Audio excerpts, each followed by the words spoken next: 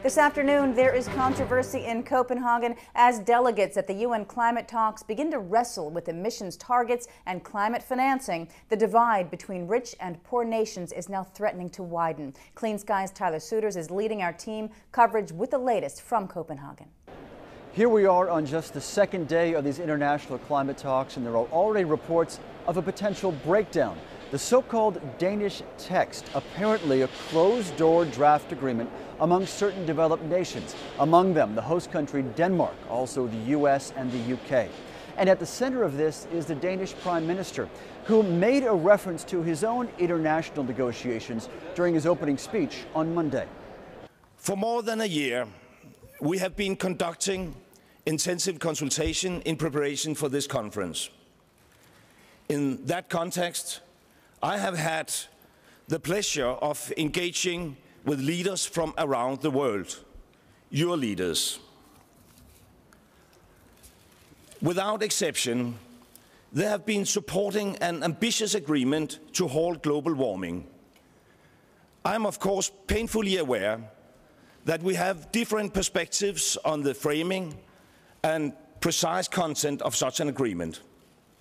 And I'm sure that no one in this hall underestimates the difficulty we are facing in finding a common approach in the coming 2 weeks.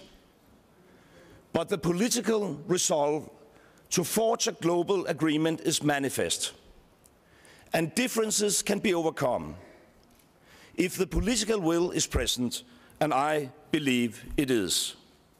Among the complaints UN leaders are now facing, developing countries say they would be marginalized by the draft agreement, while rich nations would get more power, an allegation that Connie Hedegaard flat out denies. There isn't one text. There are lots of different issues circulating where we try to consult with different parties and have been doing so for weeks and months, as is our job. It would be irresponsible if we came to this event without trying to know just a bit about where would the positions be. But there are many different kinds of texts circulating, but the text, the draft text that might eventually sort of be accepted here, that will be for a later stage to sort of circulate that, and nobody would have seen it because it's not there, because it simply will also have to reflect what is going on, what can be the results from, for instance, the LTA and the KP, the ad hoc working groups. And needless to say, whatever they decide on and agree on will have to be reflected in the text that we will have to adopt, hopefully on Friday 18th. Late Tuesday, as word spread here in Copenhagen, environmental groups joined the fray, decrying the supposed tenets of the Danish text and also the Danish Prime Minister himself. The text has been shared with a number of countries. I don't have the full list.